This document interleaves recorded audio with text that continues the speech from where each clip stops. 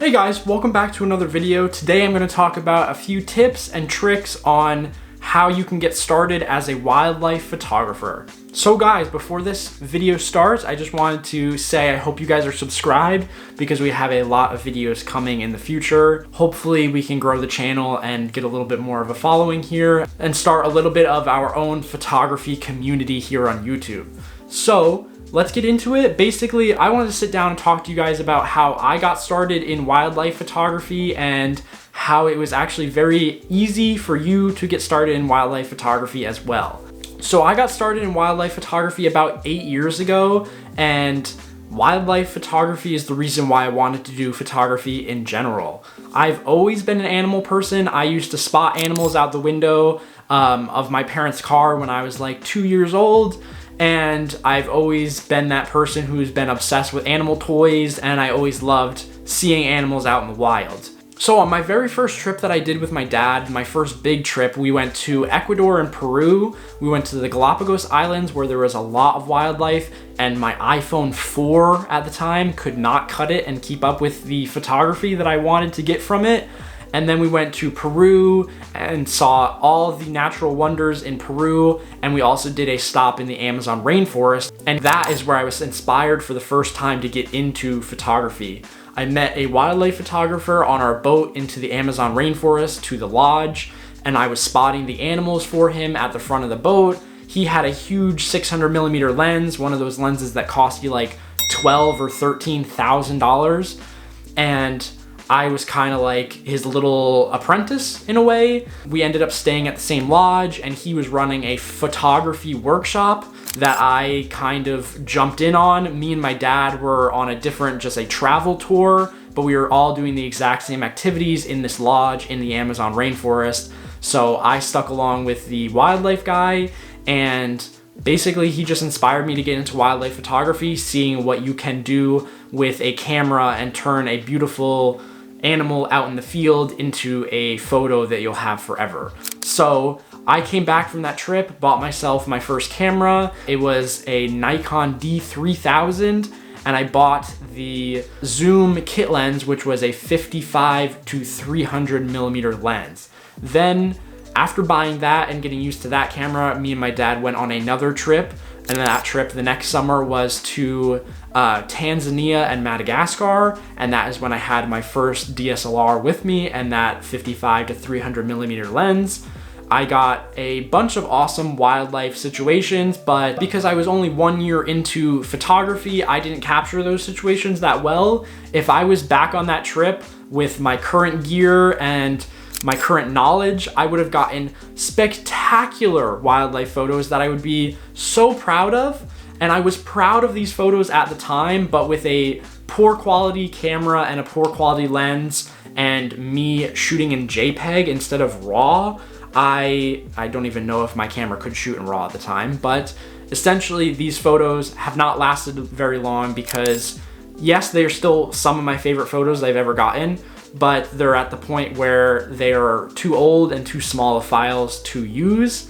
So I just wanted to film a video and give you guys some tips and tricks to get your photos on your very first trip with that first camera that you ever buy, and get those wildlife photos that you can keep forever instead of the crappy ones of mine that, yes, are good photos, but don't really last the test of time. And so basically, my first tip would be the fact that you should invest in good glass over a good camera. I would recommend that you do what I did for my second Africa trip, which is invest in good glass and a semi-decent camera. So I bought a 300mm f4, which you can see back here. So along with the 300mm f4, I bought a teleconverter, so that gave me more reach. So that turns this 300mm lens into a 420mm lens. And then you add in the crop factor of a crop sensor camera, and I actually had a pretty long lens here that I could capture African wildlife or any wildlife in that area from very far away. So that is my recommendation. My very first thing is to buy a good lens. This was, I believe, $900 and then maybe $200 for the teleconverter. And so that was about $1,100, which I believe was more than my camera at the time. My camera at that time of the second trip when I bought this lens was, I believe, $1,000. It was a Nikon D7100, and it was a good fast shooting crop sensor camera. It had good quality and it worked with that lens. And so I bought a few other lenses as well, and I had all my bases covered for this second trip. So I got much better photos that my second trip with that lens and the other lenses that I bought. So I definitely recommend buying good glass over a good camera, because you'd rather have the reach and the 300mm compared to a 50mm if you can only afford one lens with the camera. So my second tip as a beginner wildlife photographer is to not even think about all those other places. I was stuck on my 3 or 4 huge trips that I did for a while, and I didn't go outside and think of all the animals and the wildlife that I could take photos of in my area where I was growing up. Yes, you might be invested in African animals like I was, and you only want to take photos of like the lions, the leopards, everything like that, but there are still other animals in your area, and you can still create awesome photos of birds or of the fox in your backyard, even a squirrel or whatever you have in your area. I personally grew up in northern New Jersey, so we did have a little bit more wildlife than certain areas. If I was in the city, I would recommend that you go an hour or two outside of the city into the suburbs and try to find some wildlife in the suburbs of a city. So the third tip is to just do as much wildlife photography as you can. That is what I've been doing for a very long time. Again, I haven't been on a huge trip with a lot of wildlife in 5 years since I went to Africa for the second time. And for me, every situation that I have to photograph wildlife, I am ready for it. I have my 300mm in my bag almost all the time. Any small trips that I do, the only time that comes out of my bag is 1, for these videos because it looks nice in that corner. And then 2 is when I'm doing portrait photos, like right in my local area. I'm like 20 minutes away from home. I don't need to be carrying around a 5-pound 300mm lens to take photos of my friend Alex.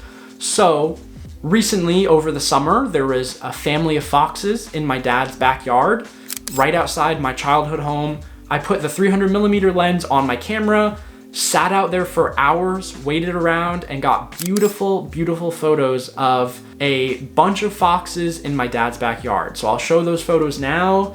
And then along with this, when we were up in Maine in some of my other recent videos, I got photos of a cormorant that was swimming in the little bay where we were photographing.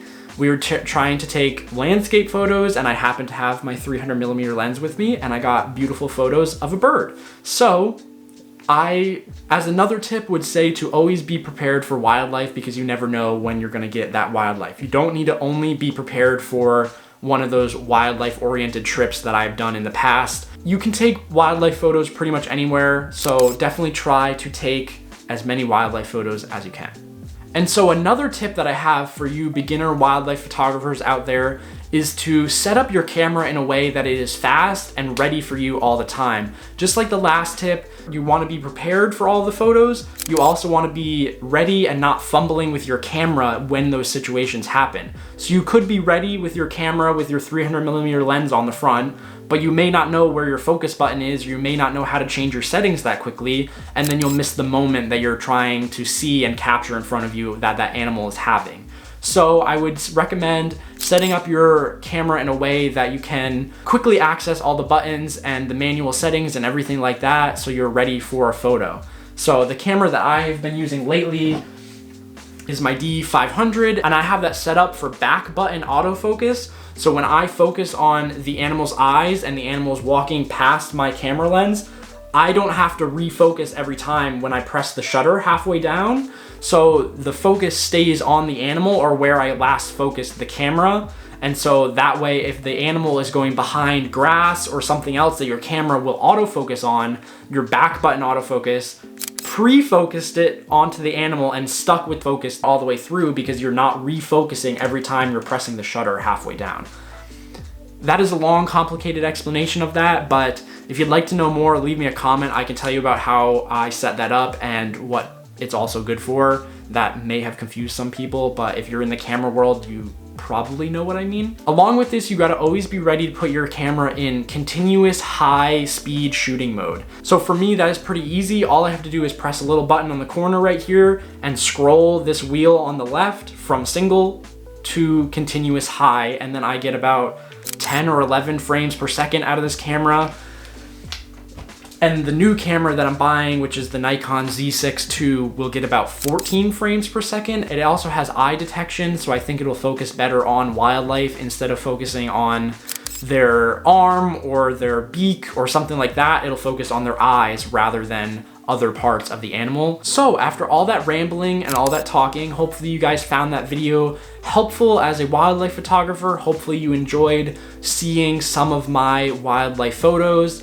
Hopefully I put together a little bit of a slideshow during this tip video for you to see my wildlife photos. If you haven't, check out my website. It is mitchellcoylephotography.com. I have my portfolio of my best wildlife images on there, so you can feel free to go check that out. Also, if you want to see my current up-to-date portfolio, check out my Instagram. That is mitchell5499. So give that a follow and you will see some of my latest photography and my latest wildlife work. So thank you guys for watching. I will talk to you guys in the next video. Peace.